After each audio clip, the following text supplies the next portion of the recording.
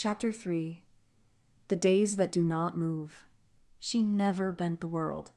It leaned for her. Old saying of the forgotten shore. At one point in my early life, I became convinced the physical environment subtly reorganized itself during the night.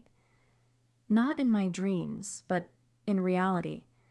I would awaken and detect minute alterations to our surroundings. Reeds repositioned nearer the fire pit, previously unfamiliar trails carved through the sand. Low-hanging branches vanished without signs of breakage.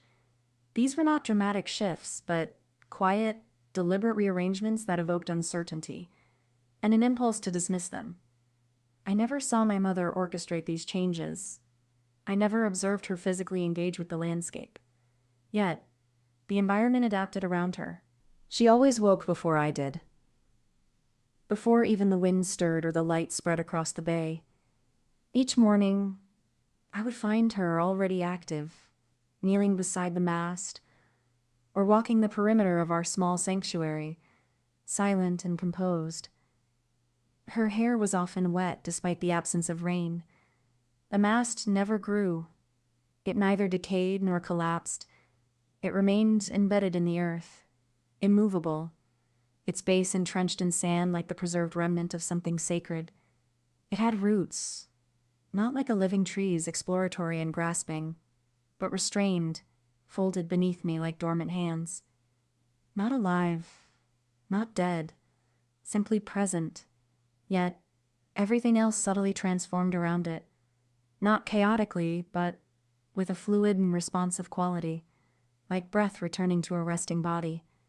The changes were subtle, harmonious, and always centered around her. Vines unwound from her path. The ground compressed under her steps.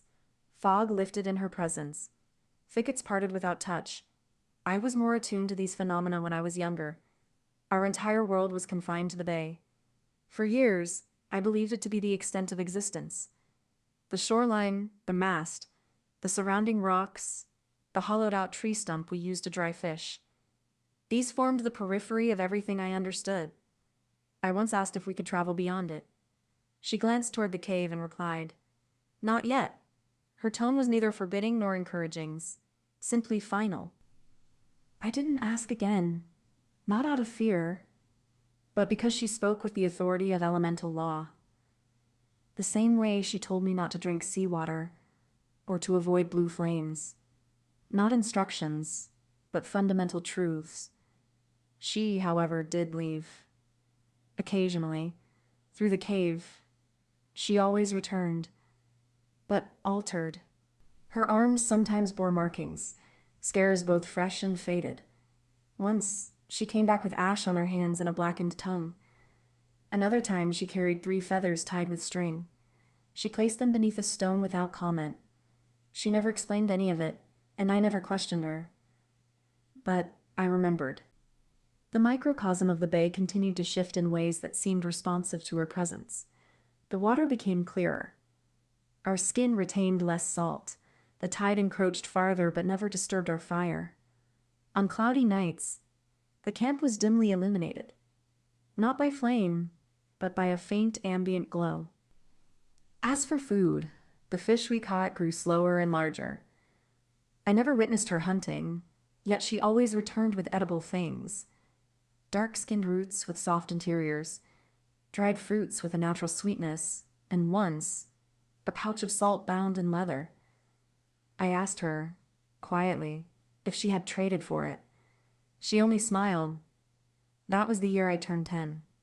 The days didn't repeat themselves exactly, but neither did they resist us. They permitted our existence. The bay was calm, stable, unhurried. Most mornings I observed the mast. Some parts never caught light, as if refusing it. I once attempted to inscribe my name into the bark, but the wood dulled my blade. No mark remained. Sometimes I attempted to listen, not just with ears, but with my whole body, to the creak of hidden roots, to distant air currents above the cliffs, to the tension at the edge of the sand, where known space ended. No clear message ever came, only the persistent sensation of being watched, not with malice, but with patience. a presence not unlike my own. When I turned 12, she began entrusting tasks to me. I learned to clean fish, prepare water, reinforce the shelter. She demonstrated techniques, how to recognize rotten wood, how to sterilize cuts, how to collect drinkable rain, never through direct instruction. She performed the task once, then handed it to me. When I failed, she offered no correction, but she never reclaimed the task.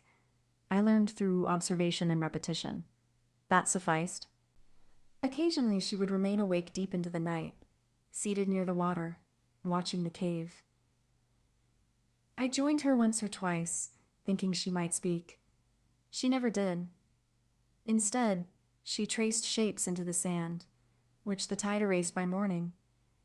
Eventually, I stopped noticing the strange details I once clung to. The stones no longer seemed to shift. The vines appeared static. The terrain always felt walkable, the path always clear. Perhaps it had always been so. Perhaps I had simply been more impressionable. When you're small, you notice everything.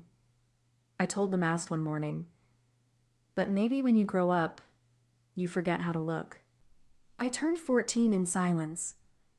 That morning, she placed a bundle beside the fire, a soft pouch tied with red string and a stone-handled knife with worn leather grip. It was old, used, familiar in a way I couldn't trace. Later, she said, "You may go beyond the cave now. Not far, but you can." I asked if she would accompany me. She shook her head. "Only if the sky turns red before you return." I did not understand the meaning, but I nodded. That evening, I walked to the mouth of the cave.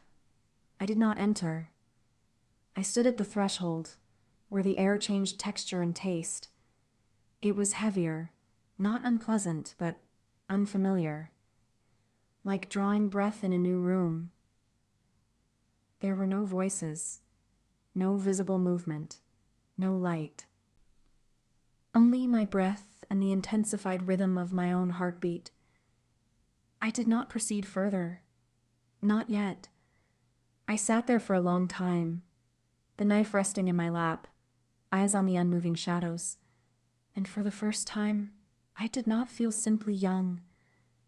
I felt still. It's not that the world doesn't speak. I think I have yet to learn its language.